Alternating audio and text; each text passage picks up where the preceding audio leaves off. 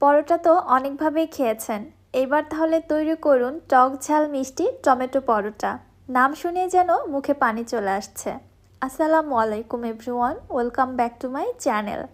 আজকে আমি খুবই ইউনিক এবং ডিফারেন্ট টেস্টের একটি টমেটো পরোটা রেসিপি আপনাদের মাঝে শেয়ার করছি।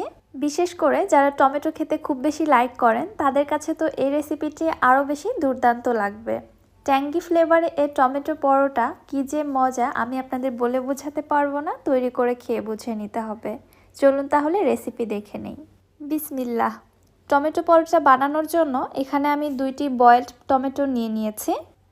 টমেটোর উপরে যে পাতলা আবরণটা রয়েছে ওইটা ফার্স্টে উঠিয়ে নিচ্ছি।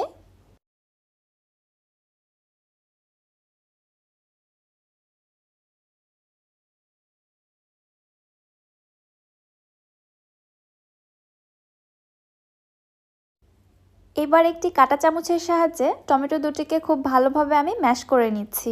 এর মধ্যে যদি কোনো গোটা বা শক্ত কোনো অংশ থেকে থাকে তাহলে সেটা আলাদা করে উঠিয়ে ফেলে দিবেন। শুধুমাত্র এই লিকুইড অংশটা আমাদের লাগবে। এর মধ্যে দিয়ে দিচ্ছি আমি 1 কাপ ময়দা। ময়দার পরিবর্তে আটা দিয়েও চাইলে তৈরি করতে পারবেন। 2 টেবিল চামচ দিচ্ছি সয়াবিন তেল আর দিয়ে দিচ্ছি স্বাদ মতো লবণ। এবারে হাত দিয়ে মেখে আমি একটি ডো তৈরি করে নিচ্ছি। সকল টমেটোর সাইজ একরকম হবে না, এজন্য এখানে কতটা ময়দা লাগতে পারে সেটার সঠিক মেজারমেন্ট দেয়া কিন্তু পসিবল না। এজন্য অল্প অল্প করে ময়দা অ্যাড করে দিয়ে একটি পারফেক্ট ডো তৈরি করে নিতে হবে। নর্মাল রুটি পরোটার জন্য আমরা যে ডো তৈরি করে থাকি এই ডোটাও ঠিক ওরকমই হবে। আমি অল্প অল্প করে ময়দা অ্যাড করে দিয়ে ঠিক এরকম একটা ডো তৈরি করে নিয়েছি।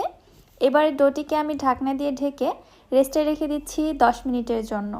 ততক্ষণে আমি বাকি প্রিপারেশনগুলো ছেড়ে নিচ্ছি।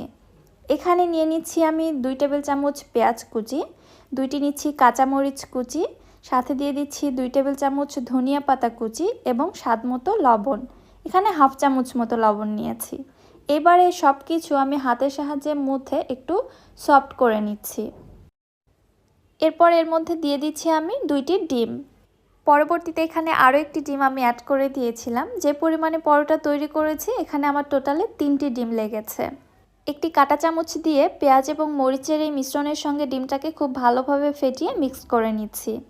এটাকে এবার এক সাইডে রেখে দিচ্ছি, চলে যাচ্ছি পরোটা তৈরি করার জন্য।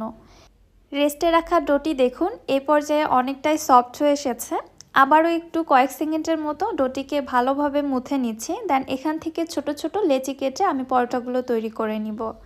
আমি পরোটাগুলো খুব একটা বেশি বড় করব না, এজন্য ছোট করে লেচি কেটে নিলাম। এই লেচিটা থেকে এবার একটি রুটি বেলে নিচ্ছি। সামান্য একটু ময়দা দিয়ে